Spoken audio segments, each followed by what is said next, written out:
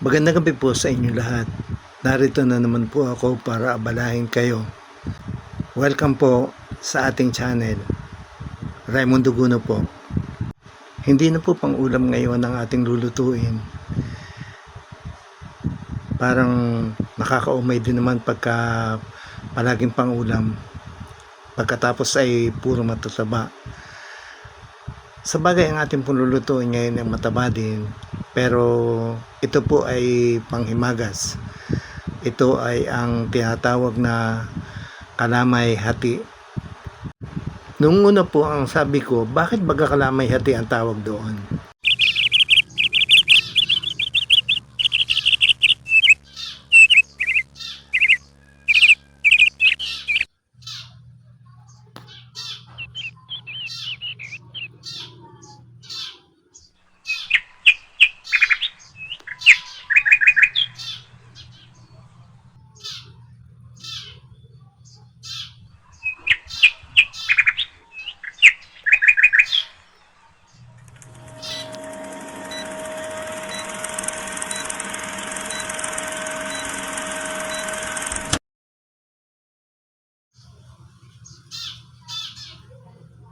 Nalaman ko na lamang po kung bakit kalamay hati ang tawag doon nung magsimula akong magawa.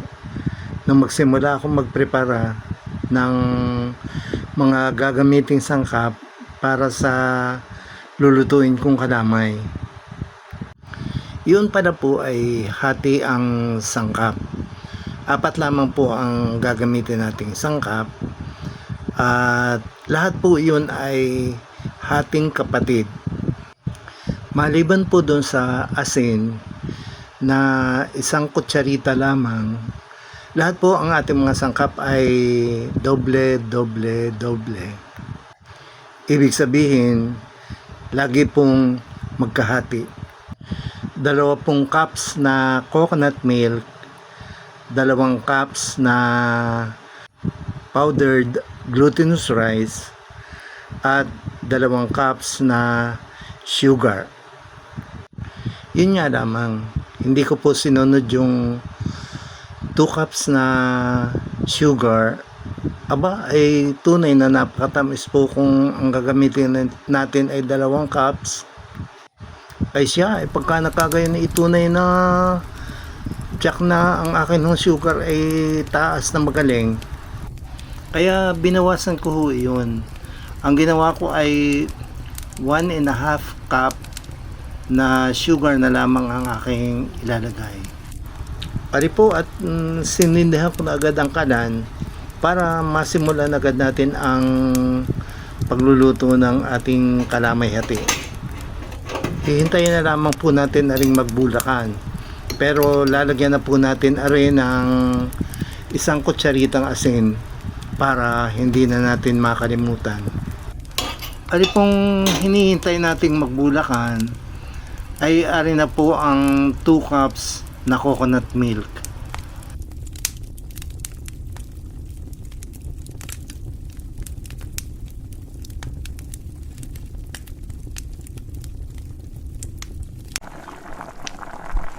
At dahil po nagsimula na nga ring magbulakan, ay di ilalagay na natin ang ating 2 cups powdered glutinous rice. Kailangan po atin itong aagagin para hindi magbuo-buo. At saka kailangan po unti-unti ang paglalagay. Hindi po yung bigla nating ilalagay yung lahat.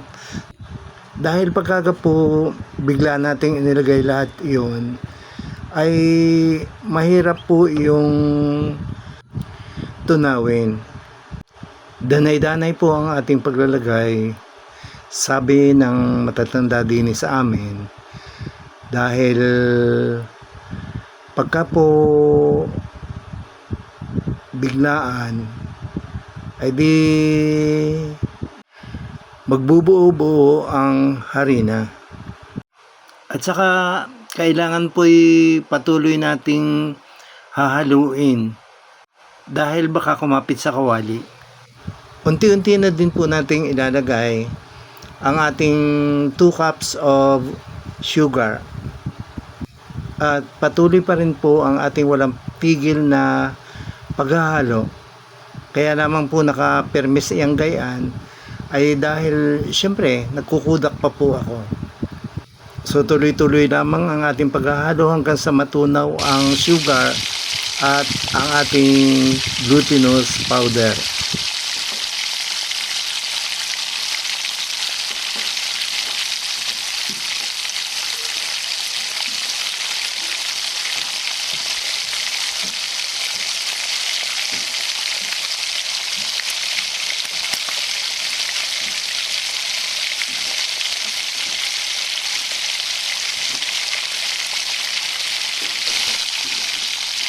Kapag po dumidikit ang ating mixture sa kawali at nahihirapan tayo maghalo, ay pwede po nating lagyan ng kaunting margarine o kaya ay kaunting butter para hindi maging madikit sa ating kawali. Ang ating pong kalamay-hati ay maluluto sa loob ng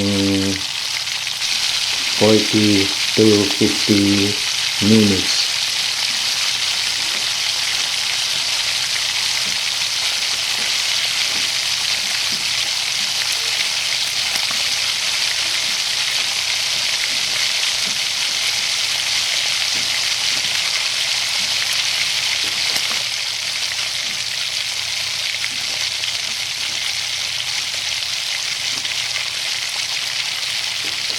Sa wakas po ay naluto din ang ating kalamay-hati. Tayo po ay maghahanda ng isang lalagyan na pinahida natin ng kaunting langis galing dun sa pinaglutuan mismo ng kalamay para po yung ating niluto ay hindi kakapit dun sa ating inihandang lalagyan. Dapat po ay pinatag ko ng ayos aring ibabaw ng kalamay at pagkatapos ay nilagyan ng latik, pero dahil wala na po tayong gata kaya hindi natin nilagyan. Ako po ay mamaalam na sa inyong lahat. Maraming salamat po.